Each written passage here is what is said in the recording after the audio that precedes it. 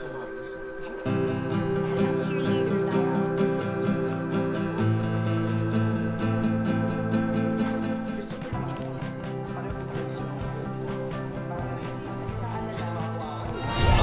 the bar! Yeah!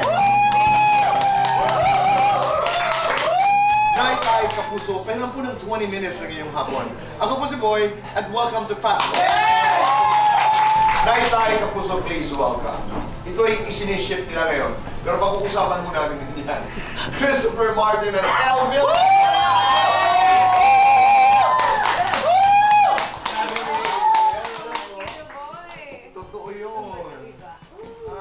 Nakakagigil kasi talaga siya, Tito Boy. Kahit kami nang gigil eh.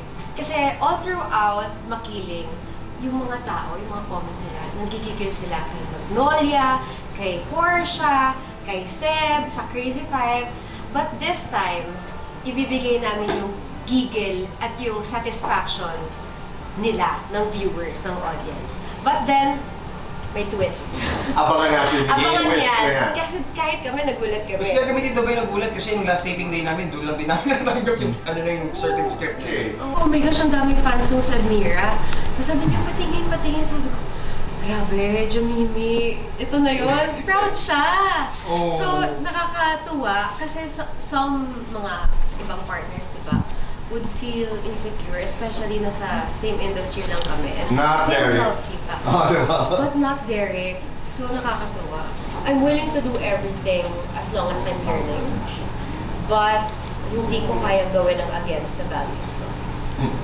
Wait, kaya mo pa rin gawin, kaya mo pa rin gumawa ng daring, pero syempre may limitations kasi iisipin mo mapapanood to ng anak ko. It's not about you anymore. Ganun ko na siya itrato. Tapos kini-question niya, so explain namin work ni Daddy. Kasi sobra po siya naapektuhan, para isang beses namatay ako sa isang character ko sa Magpakailanman, grabe yung iyak niya. So parang lahat ngayon, pinuput ko into consideration na lahat mapapanood niya, lahat kasi ki-question niya. Oo.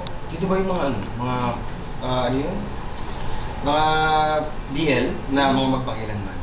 Tapos hindi ko talaga pinapapanood kay Pray. Hindi ko pinapapanood. Kasi mahilig yung nanood, lalo na pag minsan kino-commercial mo kasi sa TV, di ba? Ay, Daddy, you have an episode. Ay, ano? Don't watch that! Don't watch that. Oo, okay. Pinapapunahan ko. Kasi malalim na pag-explain naman sa kanya yung part.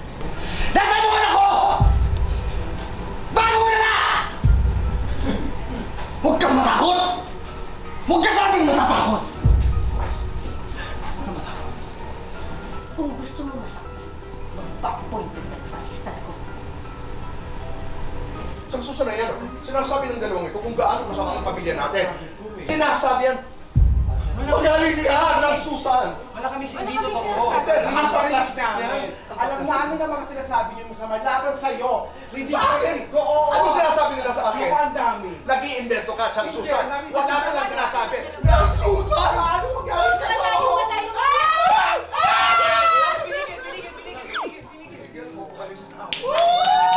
You feel beautiful when? When I look in front of the mirror. You feel sexy when? When I feel I'm smart.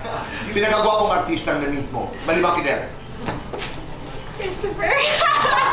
Pupunta ka sa impyerno, sinong isasama mo, maliban sa akin? Sa impyerno? Oh. Tito Boy?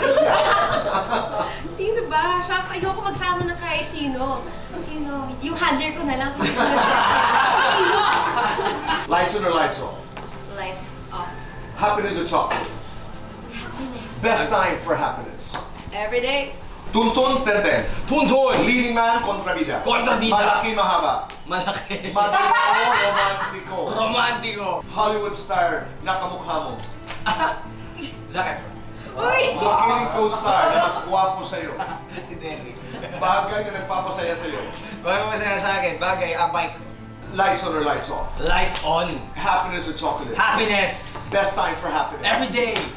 Complete sentence. Saktan mo na ako, wag lang. Ang anak ko. Wag lang siya.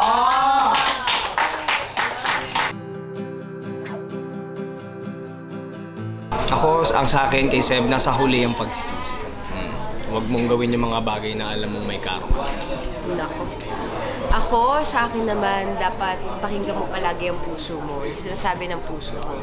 Kasi nga, minsan, masyadong heightened yung emotions mo, nakakalimutan mo na yung konsensya mo, yung puso mo, kung ano sinasabi niya. At lagi kang magpapatawad. Amira.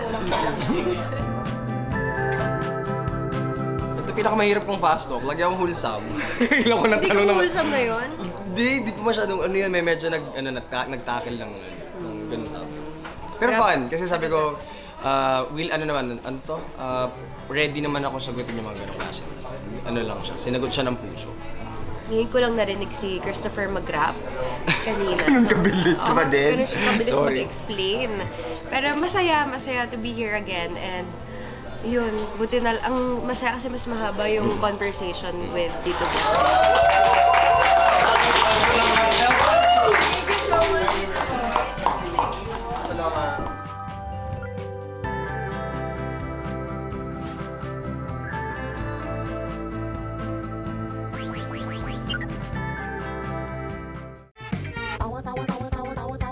Anytime, anyone, anyhow. Halika manood at sumigaw. Anywhere in the world, everybody in the house. Click and subscribe now. You know.